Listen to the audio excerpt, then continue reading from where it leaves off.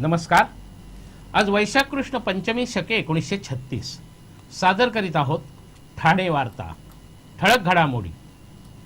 ठाणे जिल्ह्यात पालघर लोकसभा मतदारसंघात नोटाचा मतदारांकडून सर्वाधिक वापर। ठाणे ग्रामीण पोलिसांनी जप्त केला 75 लाखाचा दारूचा साठा।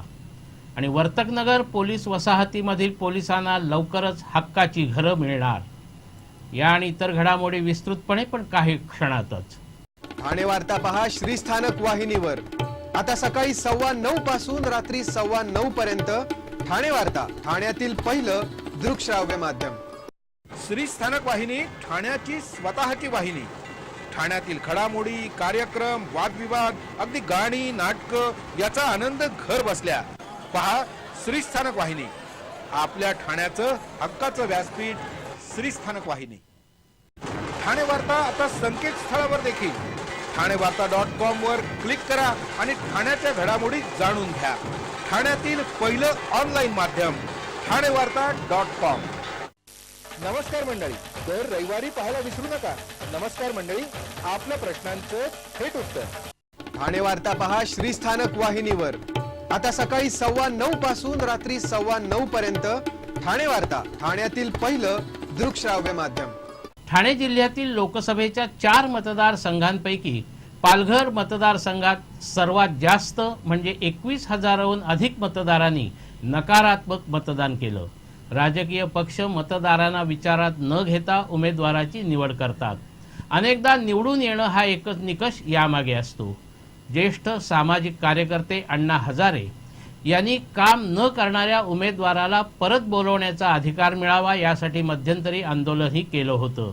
उमेदवाराला परत बोलवण्याचा अधिकार मतदाराला देण्याबाबत अनेक तांत्रिक अडचणी असल्यामुळे हा अधिकार मतदाराला काही मिळाला नाही। पण निवडणूक आयोगाने इलेक्ट्रॉनिक मतदान यंत्रावर असलेल्या उमेदवारांपैकी कोणीही पसंत नाही असं मत मतदाराला देण्यासाठी मतदान यंत्रावर एक बटन दिलं, ज्यामुळे मतदाराला यापैकी कोणीही पसंत नाही असं मत देण्याचा अधिकार मिळाला। मुंबईपेक्षा जिल्ह्यामध्ये मोठ्या संख्येने या बटनाचा वापर करत आपली नापसंती राजकीय पक्षांपर्यंत पोहोचवली आहे।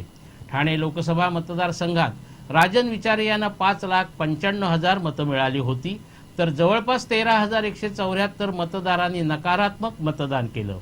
कल्याण लोकसभा मतदारसंघात डॉक्टर श्रीकांत शिंदे यांना 4,40,000 मतं मिळाली होती, तर जवळपास 9,185 मतदारांनी नकारात्मक मतदान केलं। भिवंडी लोकसभा मतदारसंघात कपिल पाटील यांना 4,11,000 मतं मिळाली होती, तर जवळपास 9,311 मतदारांनी नकारात्मक मतदान केलं। पालघर लोकसभा मतदारसंघात चिंतामण वनगा यांना 5,33,000 मतं मिळाली होती, तर जवळपास 21,797 मतदारांनी नकारात्मक मतदान केलं। वर्तकनगर पोलीस वसाहतीमधील पोलीस बांधवांना मुंबई महानगर प्रादेशिक विकास प्राधिकरणाच्या घरांमध्ये सामावून घेण्यास पालकमंत्र्यांनी मान्यता दर्शवली असून येत्या मंगळवारी याबाबत बैठक बोलवण्यात आली आहे। वर्तकनगर पोलीस वसाहतीतील धोकादायक इमारतीमध्ये राहणाऱ्या 550 कुटुंबांना 8 दिवसाच्या आत घरं खाली करण्याचे आदेश पोलीस प्रशासनानं दिल्यानं ही कुटुंब रस्त्यावर येण्याची भीती निर्माण झाली आहे। आता जायचं कुठे असा प्रश्न या कुटुंबापुढे निर्माण झाला आहे। वर्तकनगर पोलीस वसाहतीत 6हून अधिक इमारती आहेत।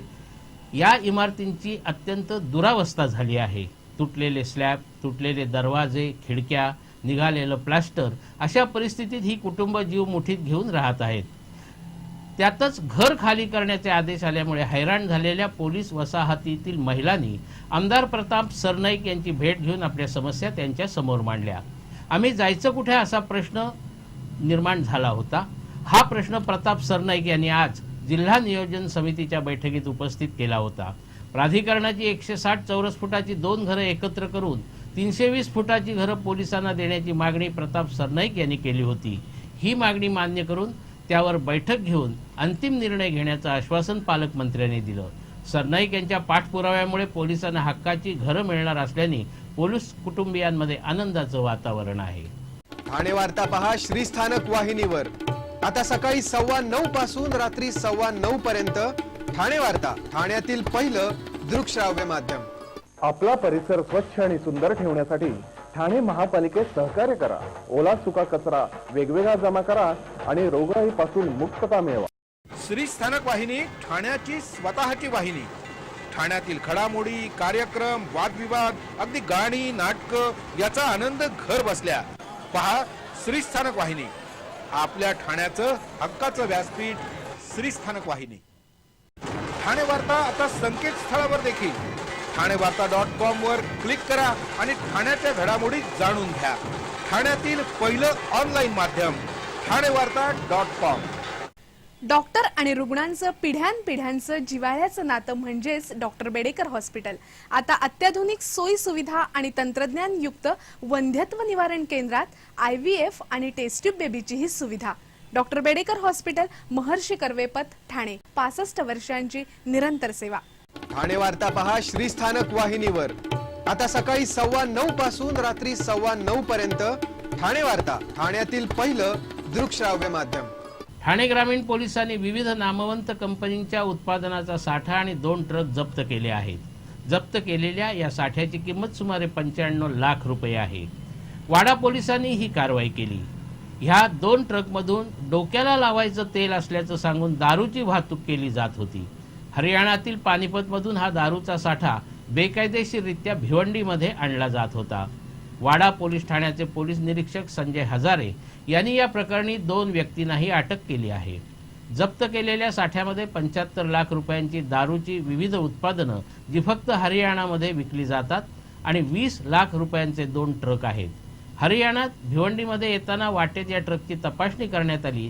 त्यावेळी हा प्रकार उघडकीस आला. या दारूच्या साठ्यामध्ये Royal Stag, Blenders Pride, party castle, party scotch, Haywards 5000, vodka अशा विविध कंपनीच्या उत्पादनाचा साठा आहे. पोलिसांनी या ट्रकच्या चालकांना अटक केली आहे. भिवंडीतील एका कामगाराला आपल्या सहकार्याची निरघृण हत्या करण्याप्रकरणी दोषी ठरवत ठाण्याचे अतिरिक्त सत्र न्यायाधीश MM वाली मोहम्मद यांनी जन्मठेपेची शिक्षा ठोठावली आहे. भिवंडीतील मोदी डाईन कंपनीमध्ये सिद्धार्थ भारती आणि भगवान कुंभार हे दोघं काम करत होते. पण सिद्धार्थ भारती आपलं काम योग्य करत नसल्यामुळे त्याचा सर्व भार भगवान कुंभारवर येत असे. त्यामुळे हैराण झालेल्या कुंभारने सिद्धार्थला धडा शिकवण्याचं ठरवलं. टेमघर येथील साईबाबा मंदिराच्या मागे त्याला ताडी पिण्याच्या बहाण्याने भगवाननी नेलं आणि मंदिराच्या मागे नेऊन त्याच्यावर निरघृण वार केले. या मंदिराच्या मागे असलेल्या मैदानावर काही मुलं क्रिकेट खेळत होती. त्यांचा चेंडू साईबाबा मंदिराच्या मागे आला तेव्हा त्यांनी हा प्रकार बघितला. न्यायालयाने या प्रत्यक्षदर्शीची साक्ष, मंदिरातील क्लोज सर्किट कॅमेराचं चित्रीकरण आणि परिस्थितीजन्य पुरावे पाहून भगवान कुंभारला जन्मठेपेची शिक्षा ठोठावली. सर्पमित्र चंद्रकांत कंगराळकर यांच्यामुळे एका अजगराच्या जोडीला जीवदान मिळालं. ओळा परिसरातील कॉस्मॉस या भागात एका बंगल्याजवळ एक अजगराची जोडी आढळून आली. एका अजगराची लांबी 8 फूट तर दुसऱ्या अजगराची लांबी 8.5 फूट होती. अजगरांची ही जोडी नर मादी असल्याचं कंगराळकर यांनी सांगितलं. इंडियन रॉक पायथन या जातीची ही जोडी होती. या जोडीला नंतर त्यांच्या नैसर्गिक आदिवासात सोडण्यात आलं. आदिवासी स्वातंत्र्य सैनिक राघोजी भांगरे यांचं जीवन आणि त्यांच्या कार्यावर लवकरच पाठ्यपुस्तकामध्ये एक धडा येण्याची शक्यता आहे. जिल्ह्यातील एक प्रमुख आदिवासी नेते देवीदास पाटील यांनी ही माहिती दिली. भांगरे यांच्या जीवनावर पाठ्यपुस्तकात एक धडा असावा यासाठी प्रयत्न केले जात असून आदिवासी समाज यासाठी शासनावर दबाव निर्माण करीत आहे.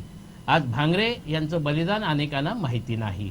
20व्या शतकातील स्वातंत्र्य सैनिकांचे लढे लोकांना माहिती झाले, पण त्यापूर्वीचे स्वातंत्र्य सैनिक अनेकांना माहितीही नाहीत. बिरसा मुंडा यांच्याबाबतही असाच प्रकार घडला. जिल्ह्याच्या गॅझेटियरमध्ये भांगरे यांचं नाव येतं. अलीकडेच ठाण्यातील एका चौकाचं राघोजी भांगरे असं नामकरण झालं. भांगऱ्यांचा धडा पाठ्यपुस्तकात आल्यावर त्याची महती देशातील सर्वांनाही कळेल आणि इतर स्वातंत्र्य सैनिकांप्रमाणेच ते लक्षातही राहतील. भांगरे यांनी ब्रिटिशांची जोरदार लढत दिली. त्यांच्याबरोबर इतर 6 आदिवासी तरुणही होते, पण त्यांची नावं मात्र अज्ञात राहिली. भांगरे यांना ब्रिटिशांनी फाशी दिली. त्यावेळी त्यांच्या वजनामुळे फाशीचा दोर तुटला होता. त्यामुळे 2 मे रोजी पुन्हा त्यांना फाशी देण्यात आली असं देवीदास पाटील यांनी सांगितलं.